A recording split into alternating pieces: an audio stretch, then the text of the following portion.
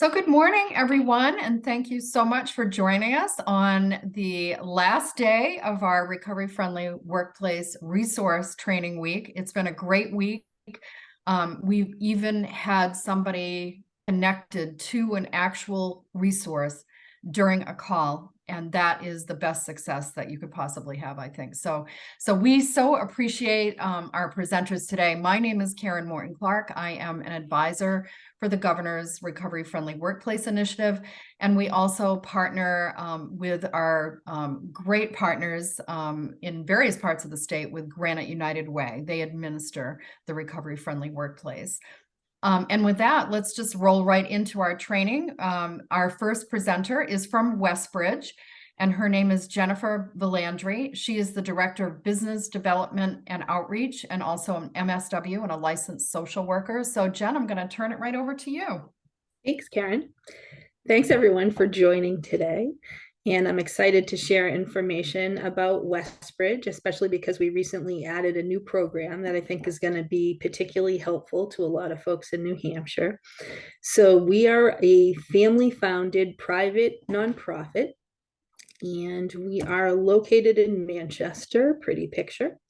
We treat adults with mental illness with or without co-occurring substance use.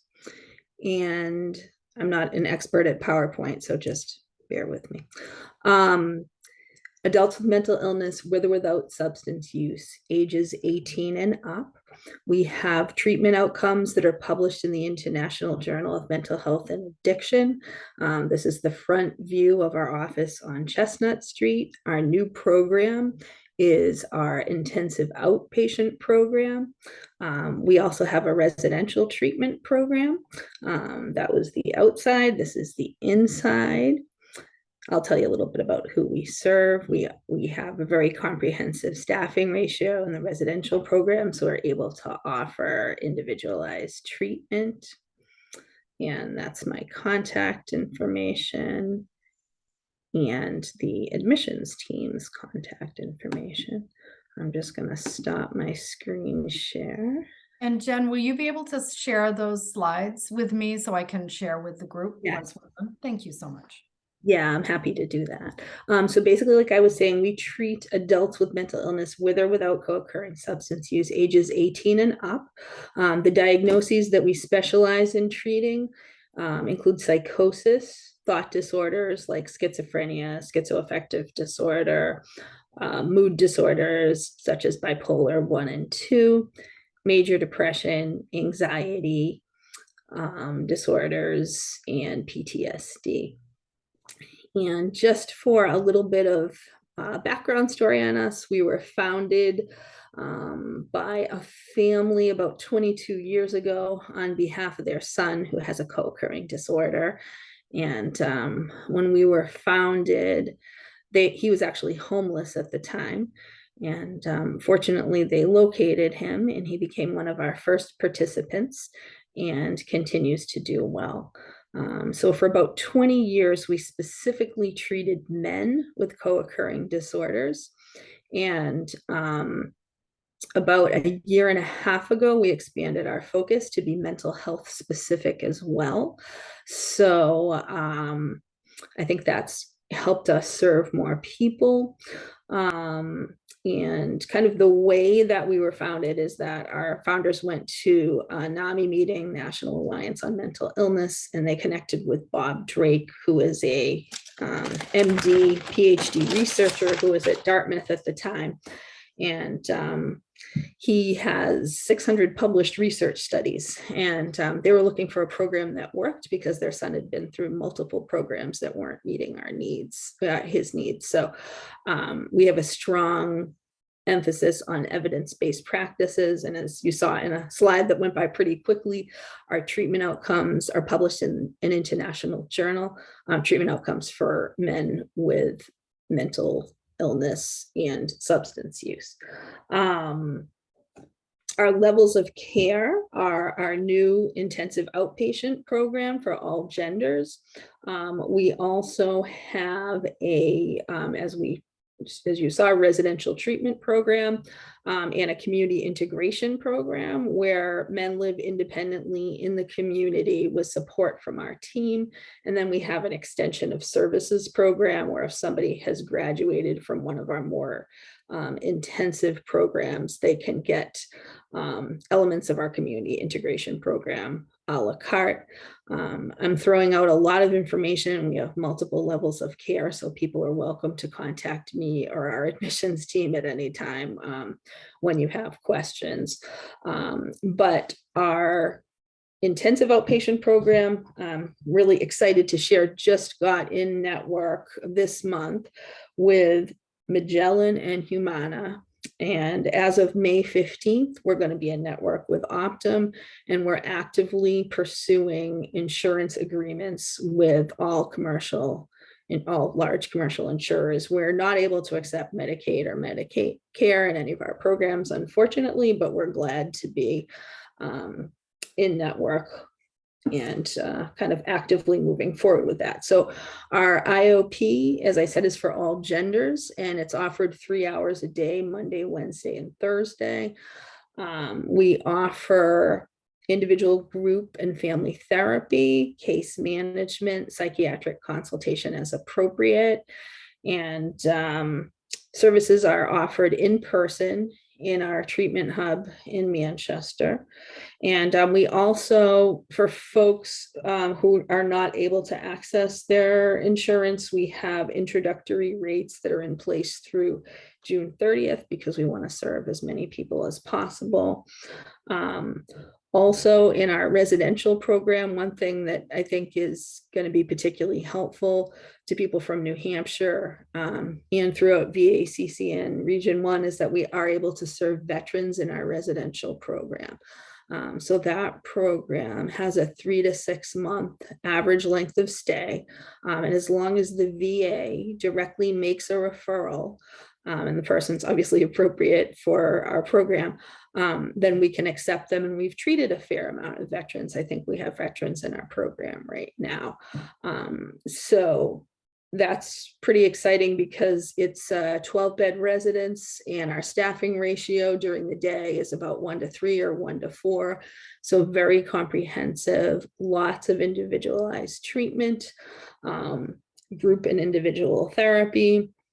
Our medical director, who kind of serves all programs, is triple board certified in addiction medicine, psychiatry, and internal medicine, Dartmouth trained, and a wonderful human being. And let's see, we also use like tons of evidence-based practices in group and individual work, and that ranges from things like elements of cognitive behavioral therapy to motivational interviewing. And it's a community integration model in the residential program. So men who are there are not living in a bubble. They're doing things like going out to the Y or going hiking or volunteering in the community. And maybe they'll start a college class or something like that while they're with us. And the payment structure on that is the VA has been generous in terms of covering, a significant length of stay. We are in network with a good number of commercial insurers, and a lot of families do pay for that program through some combination of insurance and self-pay, because what insurance is going to pay for is variable. And then our community integration program is based on the ACT model, assertive community treatment, and that's an evidence-based model. And the elements in our program of community integration are access to our complete medical team. We have a family program, which is a 16-week manualized curriculum, family peer supports for parents and siblings, and parent and sibling support groups, as well as a family portal and weekly family calls. And that's offered both in the residential program and community integration. We also provide mentors who are with folks in the evening hours and weekends, primarily to provide support around independent living skills, care management, and a vocational support resource who offers behind the scenes or side by side support to people either in the workplace, in a volunteer setting, or connected to college. And then we have an extension of services program for people who have graduated from one of our more intensive Westbridge programs, and they can access elements of community integration a la carte. And so the community integration program is primarily self-pay, and certain services might be eligible for reimbursement with some out-of-network commercial providers, and pretty much the same is true for our extension of services program. And just to share a little story about someone who I think is somewhat typical of Westbridge participants in terms of diagnosis. We had someone who, when he came to us, believed that he was under surveillance. And once his symptoms cleared to a certain degree, our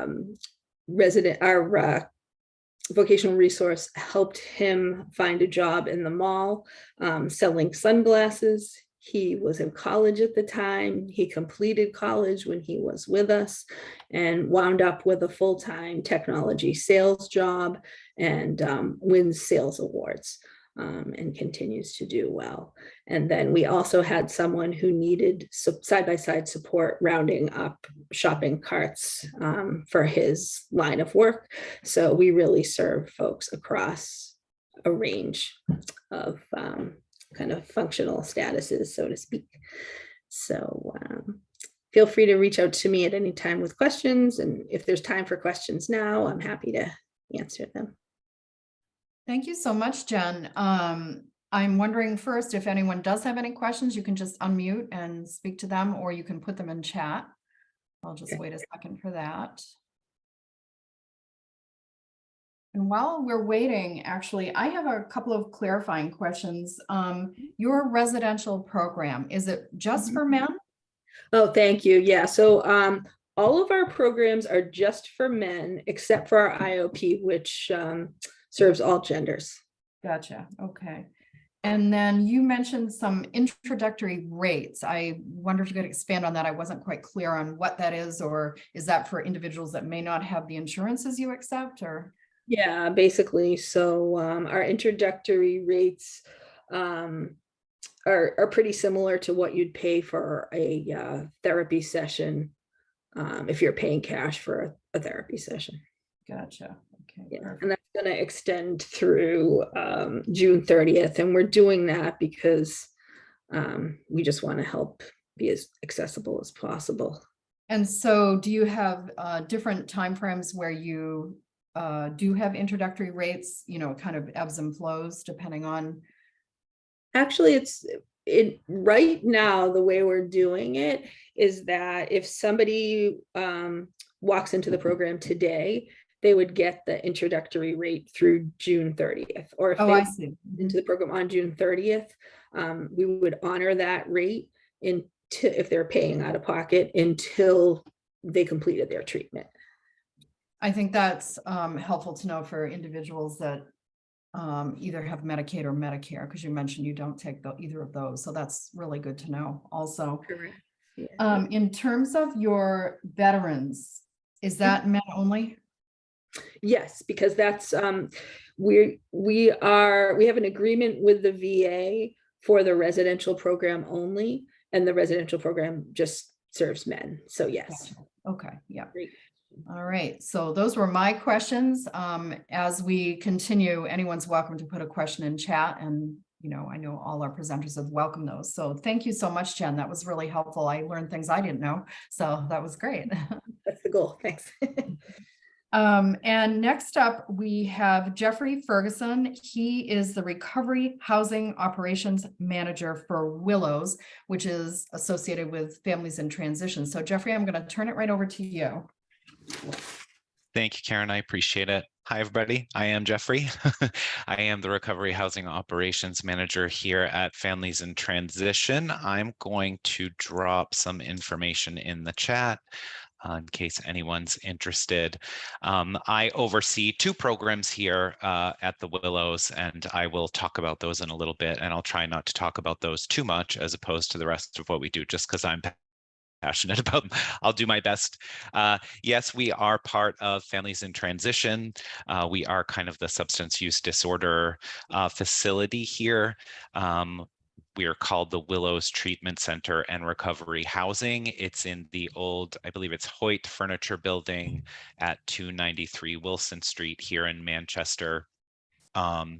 One of the things I love about our location here is that there's a lot of great stuff going on for our participants in this one building. We've got the Mental Health Center of Greater Manchester doing some stuff on the 4th floor.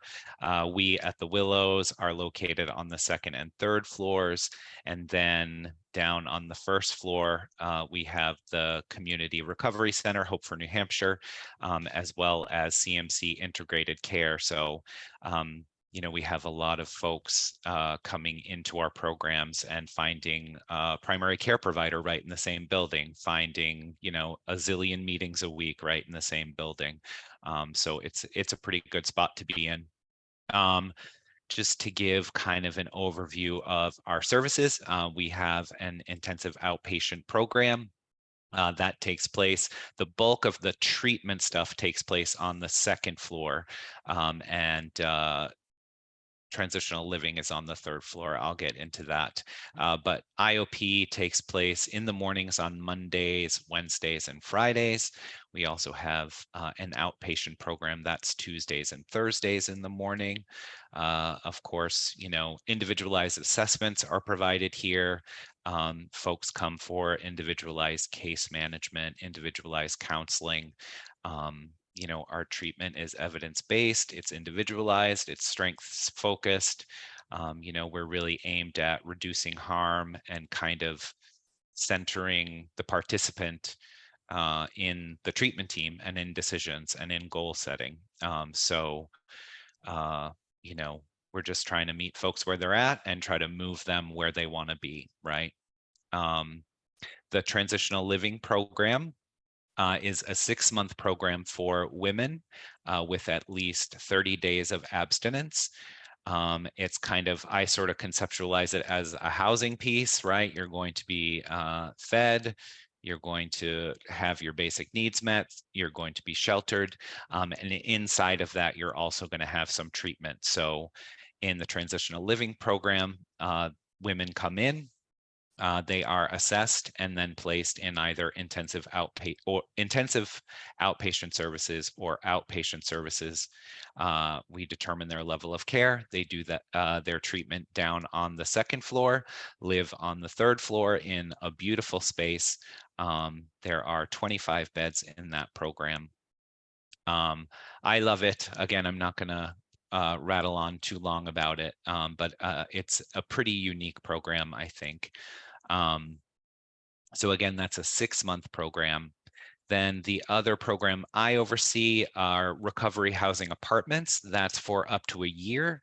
That's for women, single moms who either have their kiddos or who are working on reunification. And those are beautiful efficiency apartments. Again, they can be here for up to a year. While they are here, they're also engaged in treatment, individual counseling, as well as individual case management. I am focused this year for 2023 on kind of building up and adding to that program. So we just had a Mother's Day event over there this morning with some arts and crafts and sensory stuff. It's New Hampshire course certified, which is really fantastic. We're also kind of doing some community meetings, and we will be introducing a regular parenting group over there starting next month. So very excited about that stuff for sure. As far as insurance and payment, we do accept Medicaid, we do accept Medicare, as well as private commercial insurance. We also have contracts with the state to serve folks without insurance. And please stop by, give a call, email. We will figure it out. We have a medical biller on site. We do not turn people away. We really don't. I have a little sign behind me that says everything is figure outable. It's sort of my informal motto, and it's sort of the spirit of the Willows. We will certainly figure that out. You'll see the contact information for our intake coordinator. His name is Mike Babineau. He is a wizard. Without him, I am lost. Without him, all of the Willows is lost. But his extension is in there, as well as the general intake email. Also, please, at any point, do feel free to reach out. My contact info is in there too. Happy to answer questions, if only because hopefully it makes me feel like I might know what I'm talking about something. But that's us. That's the Willows. I guess I went through pretty quickly, but definitely if you have questions now, let me know. And if you have them later, give a call or email. That's awesome, Jeffrey. Thank you so much. And we'll just open it up to questions now if anyone has questions for Jeffrey. Jeffrey, how far in advance are you scheduling out at this point in time? For which service? For the sort of like from the community IOP and OP, we can get people in pretty quickly. Okay. For the recovery housing apartments, there is an extensive waiting list, and obviously that a waiting list is a little bit complex to maneuver because people are here for up to a year. Sometimes people leave early, so that list is definitely in flux. So what we ask people to do who are on that list is just to be in contact with us minimally once a month, just because you can have a day where a bunch of decisions are made and 5 people kind of drop off that list. So that one's kind of the most complicated one, I'd say. For the 6-month transitional living program, again, a pretty extensive list that can change pretty fast. But I think we've seen a little bit of a drop off on that list as some of the warmer weathers come in. So I think we're managing to get people placed. There are some moving parts because of licensing as far as physicals and medication lists and just some paperwork that needs to be done. But I think we're getting people inside 3 weeks a month, generally speaking, right now. Again, ask me in a month and I could say, oh, shoot, we can't really move people in for 3 months. It's one of those things that kind of naturally has a flux to it. I'm sure many people in this Zoom room are familiar with wait lists and wait list management and how that can be such a challenge and a consumer of time for sure. Yeah, that was a helpful response. Thank you. Thank you. And we also have a question in chat. Will you be reopening a men's TLP, Terrell House closed? Yes, we did close the men's program over on Brook Street earlier this year. FIT does not own that property anymore or is not leasing that property anymore. There are no immediate plans for families in transitions to open a men's transitional living program. I will certainly let you know if that changes. And just to clarify, that transitional living program, the recovery housing program, are for women. The outpatient and intensive outpatient stuff that we do is for all genders. Thank you. Perfect. Any other questions before we move on? All right. So thank you so much. Please be in touch. Thank you, Jeffrey. We appreciate you today and all the things that you shared. And we'll share those links that you shared in chat in our follow-up email too. So beautiful. Thanks so much. And so next we're going to move on to Plymouth House, where we will have Catherine Rawson. She's an HR generalist there, as well as Lenny Smith in outreach. And I think, Lenny, you're going to kick it off if I'm not mistaken. So go right ahead.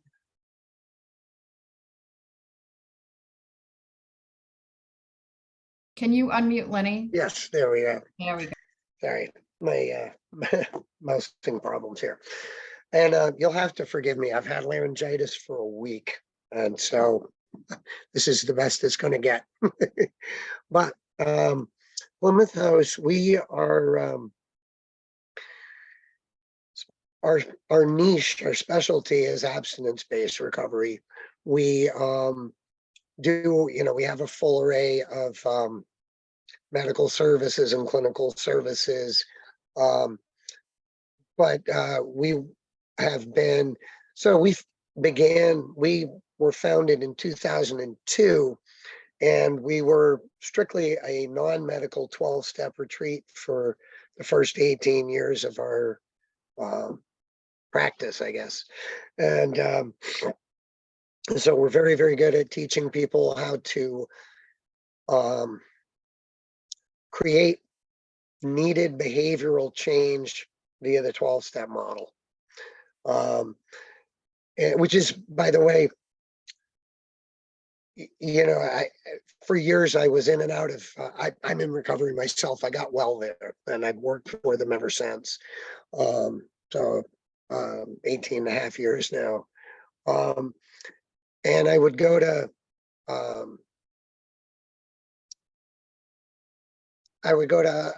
standard treatment centers, and then I was always told that, yes, we're 12-step based, but all that actually meant was you'll be exposed to some meetings while you're there, which is very different than a retreat where you actually go and you do the work on yourself, and you learn to build a mindfulness practice, and you get in touch with it's a values-based approach to behavioral change, and in many ways, very analogous to motivational interviewing. So we have been doing that for 18 years or so, but we have partnered with Guardian Recovery Network, and which gives us the ability to add clinical services, medical staff, to take insurance. Right now, we are still early in putting together. Right now, we're limited to PPO for insurance for the most part. However, we do have a network of scholarship funds that we regularly refer people to and work with on a regular basis, from the Family Restored, which was founded, by the way, by successful Plymouth House graduates. We have the CLATA Fund we use, the Heron Fund, a number of other resources, Music Cares. So we have a variety of options for people who don't have a PPO plan that we can refer people to. We offer, so we have residential facilities for about 56 beds, I believe. And we have the capacity, people start in a full residential level, but our PHP, we have PHP housing that they transition to, which allows them to get the best, the maximum amount of care that their insurance providers will provide. And the nice thing is that our PHP housing, we bought the property to the left of us, to the right of us, and across the street from us. So it's very seamless. It feels like they are as much a part of the campus as they were when they started. We have a wonderful clinical team, that excels at CBT, DBT, trauma, PTSD. They do wonderful work with PTSD, which of course is a common part of our stories. And we also have an extensive array of aftercare services we can refer people to. We have 2 affiliated sober houses in New Hampshire, the Unity House, the Merrimack House, and we have a very strong network of aftercare.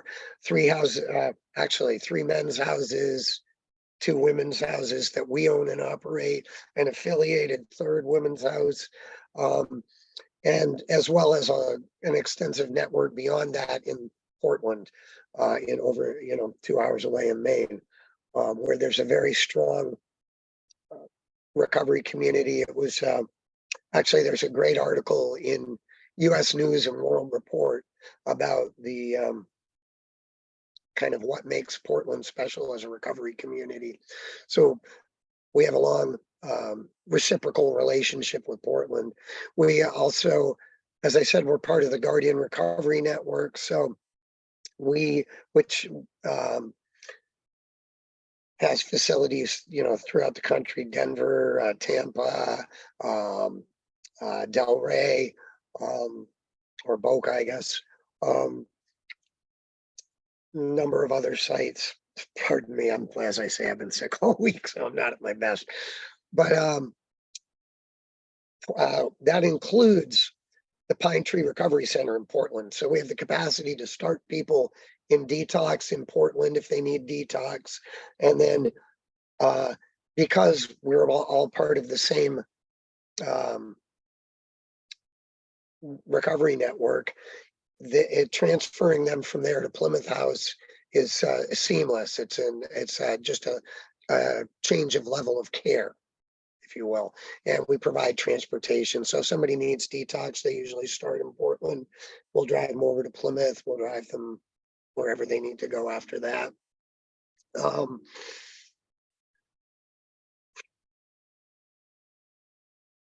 I've put my contact info in the chat. I'm happy to answer any questions, but as I say, I'm so raspy. I am somewhat talked out. Catherine, anything you'd like to add? I'll just touch on, hi, my name is Catherine. I'm an HR generalist, and I oversee the Plymouth House for human resources needs. I am also very openly an alumni of the Plymouth House. Actually, I made my way out to New Hampshire by way of Indianapolis in 2010, and have been out here ever since. I spent some time in the Seacoast as well. So we're really happy to be here. Thank you for having us. And we're happy to be a recovery-friendly workplace, quite literally founded by staff who have stuck it out. So that's incredible. And yeah, throughout this transition, if people are familiar with the Plymouth House, over the last couple of years, there have been changes with adding on the clinical and medical piece, but really, there's it was recognized there's such a need for expanding services, and that really opened us up to more people having access to treatment. So it's really been incredible to be able to help out more people in New Hampshire and beyond. Yeah, touch on the alumni piece, like Lenny said. I think that's a really special part of what we do at the Plymouth House. We have a huge network of alumni from over the last 2 decades. So even we have alumni retreats, we have alumni gatherings in different cities as well. We have online alumni meetings. Of course, those really, began during the pandemic, and we've continued those on, after someone leaves. And if they move back home across the country, we're able to stay connected with them. And that's been really incredible. We have people reach out all the time. Lenny could attest to this and say, hey, I have a cousin out in California. Does anyone know anyone? And we're able to link people together. It's really a beautiful thing. And also, I would just mention we have family resources available as well.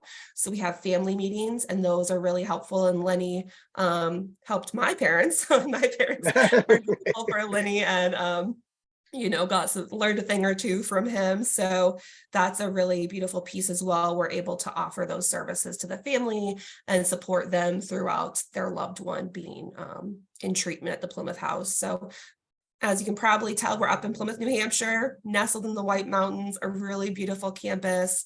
But yeah, if anyone has any questions, go for it. But thank you for your time. So thank you, both Catherine and Lenny. Lenny, I hope you feel better soon. Thank you very much.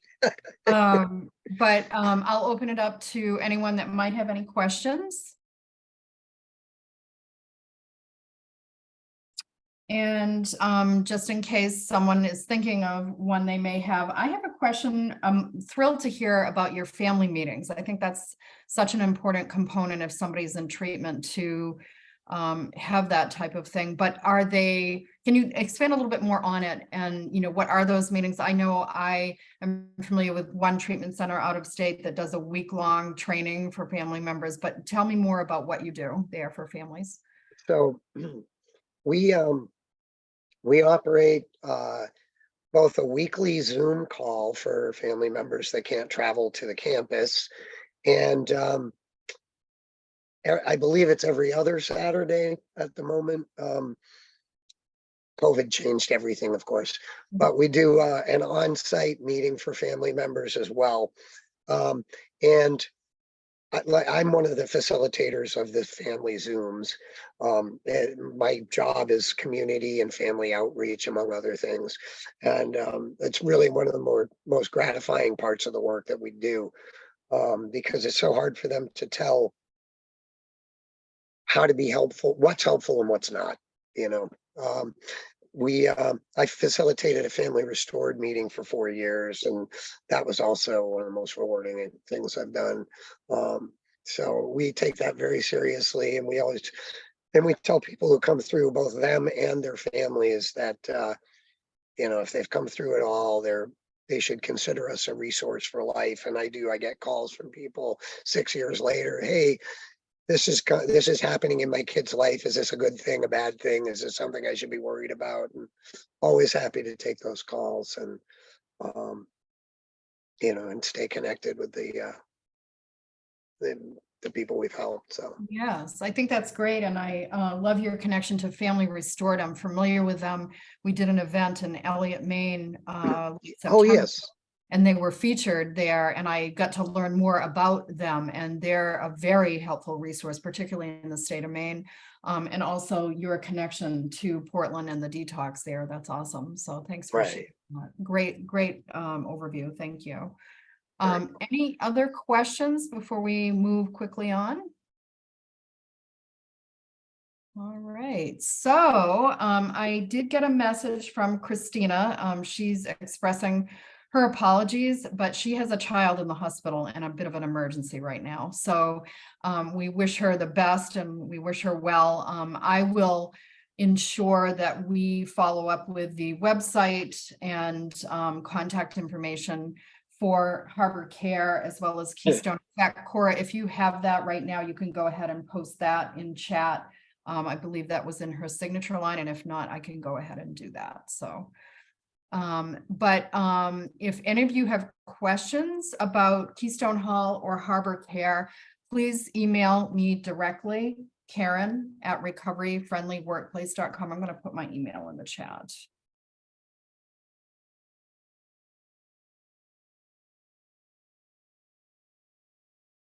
Pretty simple, but there you go. And I'll be sure to connect you with Christina or other representatives at HarborCare and Keystone so that they can connect with you. And I suspect that Christina may send me a PowerPoint. So whenever that happens, I'll be sure to forward that along to our participants here today. So with that, I'm going to end the official portion of this training. And so Amy, you can go ahead and shut the recording off. And as you'll see, contact information for Christina is in the chat now.